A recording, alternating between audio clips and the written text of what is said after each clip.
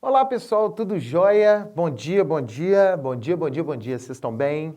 Estão tranquilos? Estão descansando? Estão estudando? Isso é muito importante. Ó, eu vou falar um negócio pra vocês. Eu tô morrendo de saudade da escola, bicho. Eu não sei vocês, mas eu tô com bastante saudade de chegar de manhã, de dar aula, dar bom dia para todo mundo.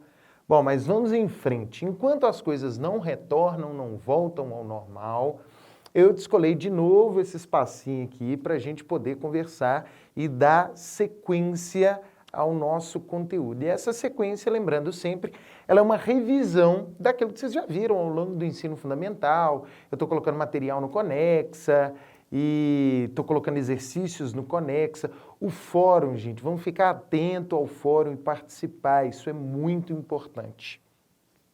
No último vídeo que eu gravei, a gente conversou sobre o período provisório do governo Vargas. Aquele projeto, aquela tentativa de centralização do poder político, aquela oposição extrema que foi colocada ao modelo oligárquico de governo. Então, tudo isso foi importante naquele primeiro período, entre 1930 e 1934, onde ainda não tinha-se uma Constituição.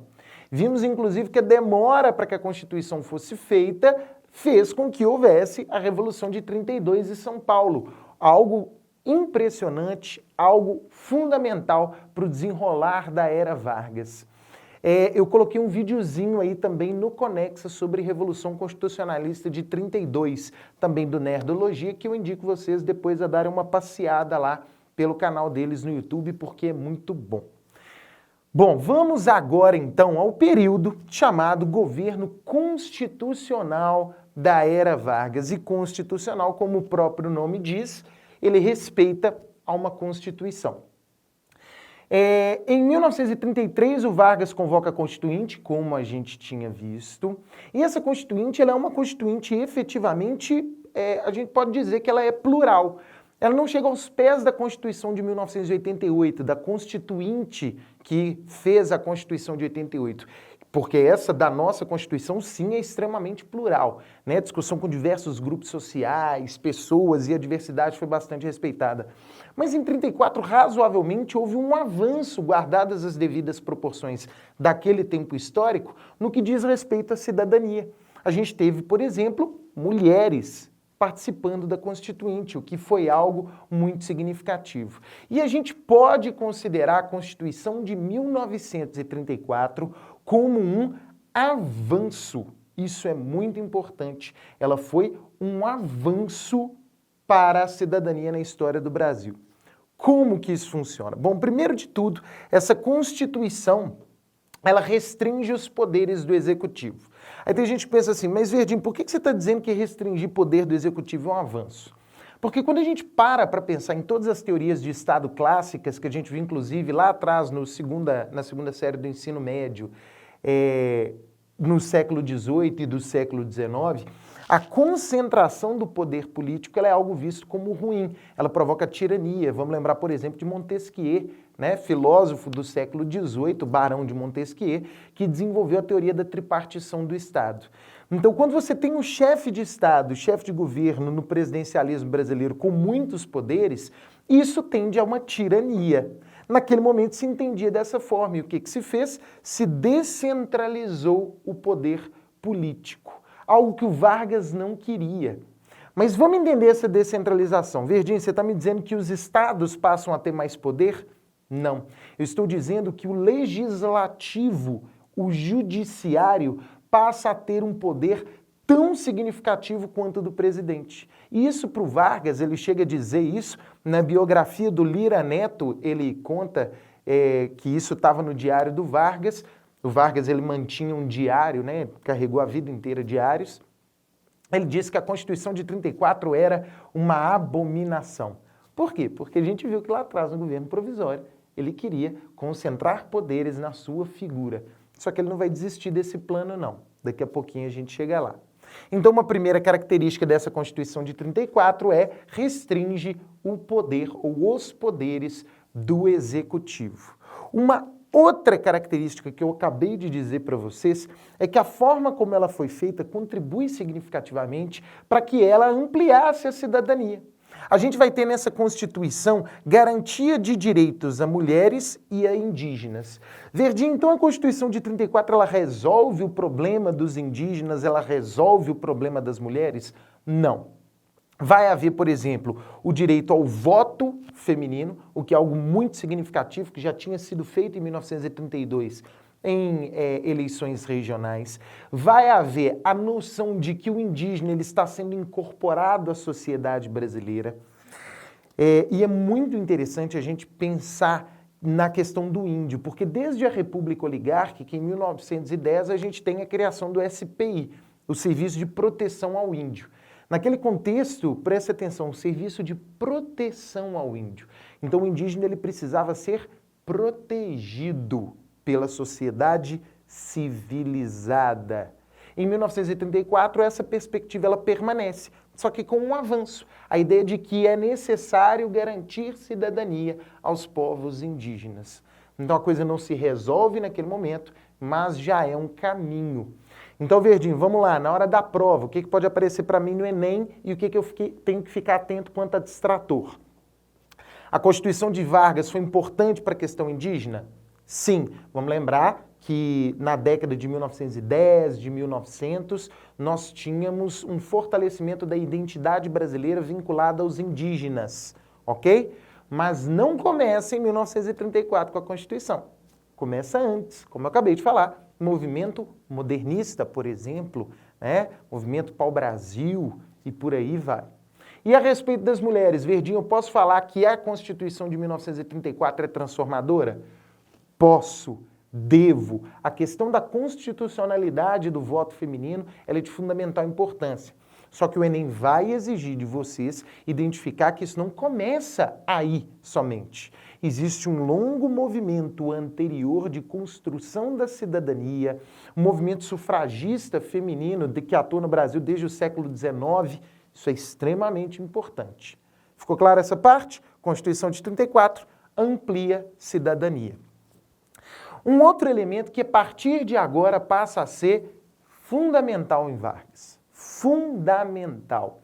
A prova do Enem sempre cobrou muito isso, vamos ver se continua, mas é provável que continue, porque esse é um tema importante. A Unicamp adora a questão associada a Vargas e trabalho, FUVEST, os principais vestibulares do Brasil vão trabalhar com essa questão, e é uma marca do governo varguista, é uma marca da era Vargas. O quê?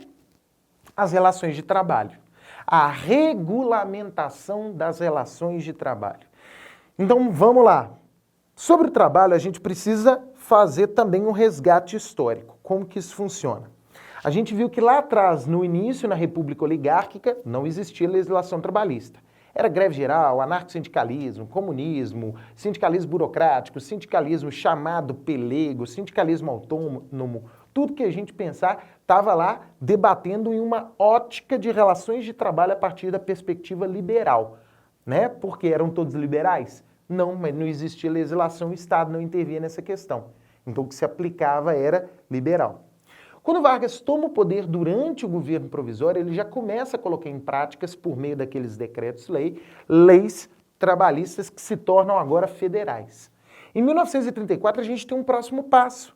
Ou seja, não era só o Vargas que entendia as leis trabalhistas como fundamental. Era a sociedade.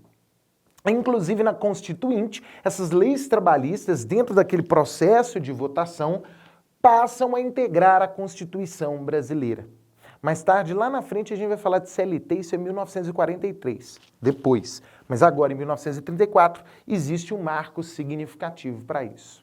Tudo bem? Relembrando aí, para você anotar, não deixa de anotar, porque isso aqui é aula, tá? Isso aqui é aula. Restringe o poder do executivo, amplia a cidadania e coloca as leis trabalhistas. Agora, eu quero conversar rapidamente com vocês aqui, e aí depois a gente conversa melhor no fórum, porque aqui não existe retorno de vocês. Eu quero conversar com vocês sobre o estado de sítio que a Constituição previa. O estado de sítio, ou também o estado de guerra, são mecanismos muito significativos dentro de uma Constituição, e a gente precisa pensar nos usos dele. Atualmente estamos em um estado de calamidade.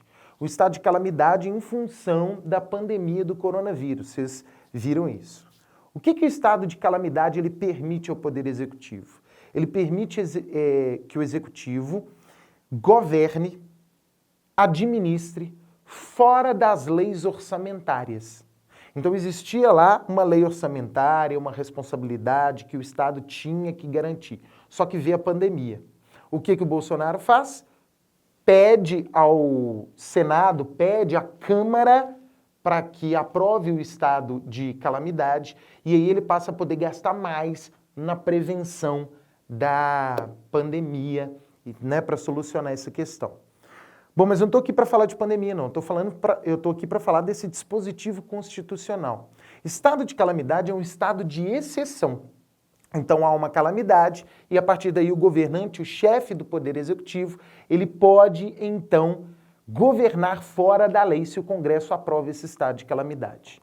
Da mesma forma é o estado de sítio e o estado de guerra. Estado de guerra, o próprio nome diz, é quando a gente está em guerra com alguém, ou interna ou externamente. E o estado de sítio é um estado de ameaça muito forte, em que o chefe do Poder Executivo ele pede ao Legislativo que aprove um estado de sítio. Nesse estado de sítio, todos os direitos, não todos, mas grande parte dos direitos fundamentais, eles são suspensos. Deixa eu dar um exemplo para vocês. É um direito constitucional à liberdade de expressão. Só que se por acaso há um estado de sítio, outro, viu, gente? Não fica preocupado com a de calamidade, não. É outra coisa. Mas se, por exemplo, decreta-se um estado de sítio, o Estado ele pode suprimir essa liberdade de expressão em prol da ordem nacional. Existe uma liberdade de locomoção. No estado de sítio, por exemplo, o chefe do Poder Executivo ele pode suspender esse direito, por exemplo, decretando toque de recolher. Né? As pessoas têm que ficar em casa depois de um determinado horário da noite. E a Constituição ela prevê isso, como várias constituições prevêem isso. Só que o estado de sítio ele tem uma força muito maior, ok? E tinha na Constituição de 1934. Vamos juntar tudo isso e amarrar para ficar bonitinho para vocês? Então vamos lá. Estado de sítio, leis trabalhistas, cidadania ampliada e restrição do Poder Executivo. Verdinho, restringir o Poder Executivo e prever estado de sítio é contraditório? Não, porque o estado de sítio é em exceção. Tudo certo até aqui? Beleza, vamos embora. O período do governo constitucional de Vargas, ele começa a andar então a partir da Constituição. Existia um elemento naquele momento muito importante, que era o processo de polarização política e ideológica. O que é esse processo de polarização política e ideológica? Existiam grupos que iam fortemente para uma vertente mais à direita politicamente e se radicalizavam nessa vertente mais à direita. Existiam grupos que radicalizavam em uma vertente mais à esquerda. Quais eram as duas principais perspectivas político-ideológicas naquele contexto? A gente tinha, de um lado, um grupo que passa a se tornar extremamente popular no Brasil. Vai ter gente de tudo quanto é lugar que vai se filiar, fazer carteirinha da chamada Ação Integralista Brasileira. Gente, o que é o integralismo? Vamos entender esse integralismo com calma. Vamos lembrar que estamos já na década de 30. O que acontece na década de 20 no mundo? Uma descrença muito grande na perspectiva liberal. Então passa a existir movimentos que vão defender uma atuação mais rígida do Estado.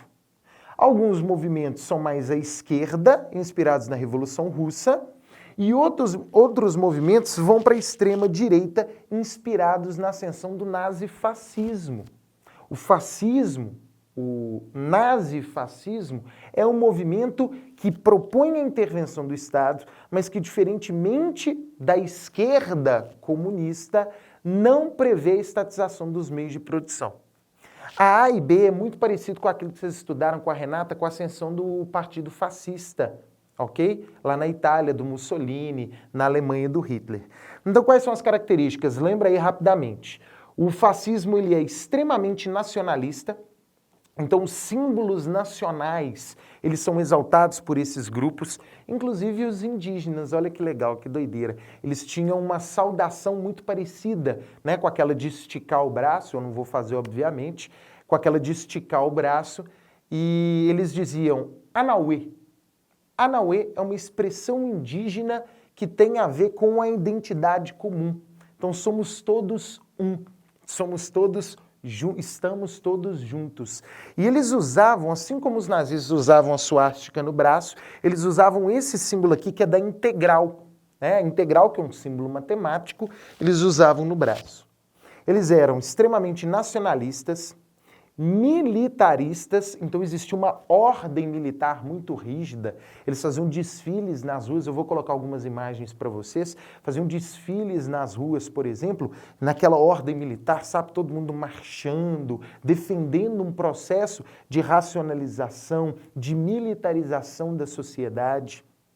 Os integralistas também eram a favor da centralização do poder político nas mãos do chefe do Poder Executivo Federal, ou seja, centralização do poder político nas mãos do presidente da República. No caso, eles eram até então apoiadores de uma ditadura pelo Vargas. Algo muito próximo, eles queriam aquilo que aconteceu lá na Itália, na Alemanha, ok? Eles eram fascistas. Um dos principais líderes era o Plínio Salgado. Plínio Salgado, que era um artista modernista que ajudou a organizar a Semana de Arte Moderna de 1922. Eu vou colocar uma foto dele depois. Ele usava até o bigodinho igual do Hitler. Ele se vestia como Hitler. Eles andavam fardados. Você tinha escolas integralistas e todos eles se diziam naquele contexto contrários a uma suposta doutrinação ideológica da esquerda. E neste momento, o que a gente observa é a ascensão da ação integralista brasileira. Do lado de cá, deixa eu passar para o lado de cá, né? Passa para cá. Aí. Do lado de cá, a gente tem quem? Fiz uma bandeirinha aqui, né, mano? A bandeirinha ficou razoável. Isso aqui é a foice e o martelo. E é a ANL, Aliança Nacional Libertadora. Essa daqui, ó, é uma organização já para a extrema esquerda, ok? É uma organização que vai pertencer a ela, a liderança principal no Brasil vai ser de um indivíduo chamado Luiz Carlos Prestes. Falamos dele de novo. Né? Aquele cara lá da Coluna Prestes, aquele tenente da Coluna Prestes jovem que se refugia na Bolívia, depois vai para o Uruguai, entra em contato com o comunismo e vai para a União Soviética. E ele volta de lá com um plano. Qual que era o plano dele? O plano dele, a partir de agora, era voltar a instalar o comunismo no Brasil.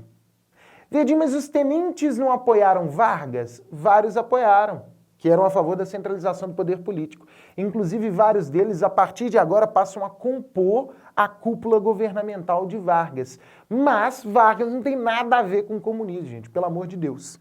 Agora, o Luiz Carlos Prestes vai ser comunista e vai voltar para o Brasil com o propósito de fazer uma revolução comunista no Brasil. Então, se para o lado de cá queria-se uma ditadura, que era uma ditadura de extrema-direita fascista, do lado de cá se queria uma ditadura de extrema-esquerda comunista.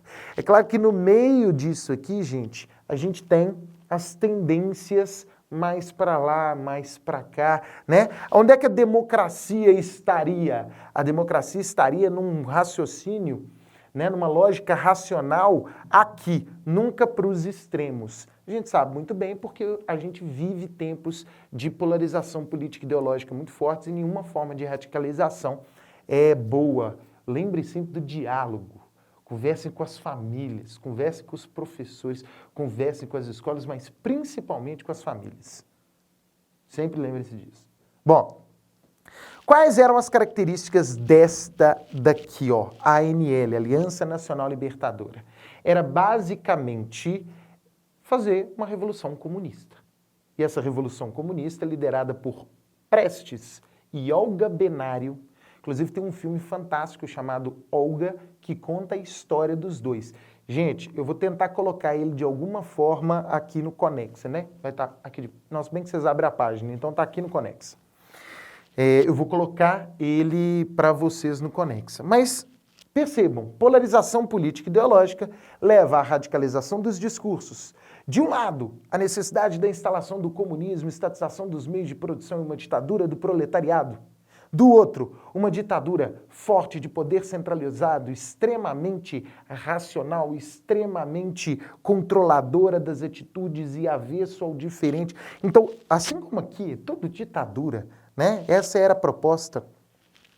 Esses caras aqui, ó, eles tinham o lema de pátria, Deus e liberdade. Esses caras de cá pensavam mais na ideia da terra, do pão, né? Isso é muito importante.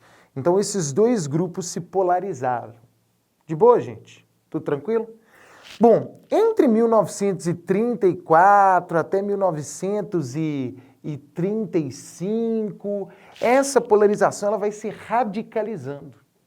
Então, pensa, a mídia se afasta, se divide, divide opiniões. Esses atuam na ilegalidade, tá, gente? Esses aqui não estão na ilegalidade, pelo menos ainda. Esses aqui são favorecidos pelo Vargas porque são apoiadores e esses daqui, eles estão na ilegalidade. O que vai acontecer, então, que é fundamental para a gente perceber a construção da ditadura varguista? Olha só. Em 1935, havia um plano de tomada do poder pelos comunistas. A ANL organiza uma tomada de poder que acaba se frustrando. Eu não vou me delongar aqui na narrativa histórica, mas basicamente eles tentam fazer uma revolução, essa revolução fracassa, assim, absolutamente. Inclusive ela é conhecida como intentona, o Levante Comunista de 35 é conhecido como intentona, porque intentona é uma tentativa frustrada, é tipo eu pegar uma bola de futebol, virar pro Cristiano Ronaldo e falar assim, ó, vamos fazer nós dois aqui, ó, de brim, não tem jeito, eu vou perder. Isso é algo impossível de acontecer. Então, fica conhecido como intentona porque foi fracassada e feiamente fracassada. Bom, mas o que acontece? Essa tentativa de golpe em 1935, que foi real, os comunistas tentaram tomar o poder, fortaleceu o projeto opositor. Por quê? Como esses caras tentaram tomar o poder de um lado, o que acontece com a lógica da polarização política? Quem estava aqui, ó, vai para lá e fala, realmente, para evitar o comunismo, nós precisamos de um governo centralizado, forte, precisamos de alguém que coloque ordem. Vocês estão sacando a ideia? Então é neste movimento que a gente vai ver o projeto varguista sendo colocado em ação. O Vargas sai da intentona comunista como um grande herói nacional. Ele livrou o Brasil do comunismo. E ele começa a alimentar um medo muito forte contra o comunismo. Ele começa a centrar na sua figura a construção de alguém capaz de salvar o Brasil do caos, né? E começa, em grande medida, a deslegitimar a democracia. Olha que doideira. Democracia não é interessante, democracia é ruim. Só que ele ainda não tinha substância necessária para convencer o Congresso disso. E como que ele vai convencer o Congresso disso? Em 1937 vai ser levado a público o chamado Plano Cohen. O que é um plano? O que é o Plano Cohen? É um plano falso. Né? O Góes Monteiro, o Filinto Miller, que era o chefe de polícia do Distrito Federal, que era o Rio de Janeiro naquele contexto, esses caras, eles, com a ajuda de alguns integralistas, eles vão formular um plano, inventar, como se fossem os comunistas. Fala assim, olha, os comunistas estão querendo tomar o Brasil. E aí pega o plano e está escrito lá, nós comunistas vamos tomar o Brasil. Olha que só, que sagacidade. Vão a público no rádio, o rádio é um elemento muito importante na era Vargas, e dizem, vejam só, os comunistas querem tomar o Brasil. Somente Vargas, com o executivo forte, com poder nas mãos, pode garantir que o Brasil não se renda às forças do comunismo. E aí o que acontece? É neste momento que nós vamos observar uma comoção popular muito forte para que fosse aprovado o estado de sítio. O Brasil ele era considerado naquele momento em guerra. O Brasil estava em guerra. Então o que o Vargas faz? Convence o Congresso a suspender os direitos individuais. Olha o projeto do Vargas sendo colocado em prática, gente. É aqui que ele e o Francisco Campos, um dos indivíduos que formularam a ditadura varguista em termos legais, vão fazer uma Constituição e vão outorga da Constituição de 37. Vão virar e falar, olha, a partir de agora, para o Brasil ser salvo, precisamos de uma nova Constituição. E sem votação, porque agora o Executivo sabe o que é melhor. E pum! Em 1937, a partir de uma Constituição extremamente centralizadora, extremamente controladora, Vargas inicia um período ditatorial, no qual ele vai suprimir os direitos individuais, no qual vai haver censura, controle das informações, perseguição política, perseguição aos opositores políticos. Então, isso aqui é fundamental para o início do Estado Novo, que é a ditadura varguista, que vai de 37 a 45. De boa? Bom, já estourei o tempo aqui, vamos rapidinho relembrar. Durante esse período constitucional há avanços associados à Constituição de 34 e ampliação da cidadania, apesar do projeto de centralização do Vargas. Há, então, uma polarização política e ideológica entre A e B e Aliança Nacional Libertadora, uma mais da vertente do fascismo, outra mais da vertente do comunismo, e os conflitos que estão associados a essa extrema polarização política e ideológica levam Vargas a colocar em prática um projeto de centralização do poder que culmina na ditadura varguista. Bom, a gente volta a conversar depois. Um abraço para todo mundo. Beijo para vocês. Estudem, descansem, conversem com as famílias. A gente espera que em breve a gente está de volta. Tchau, tchau.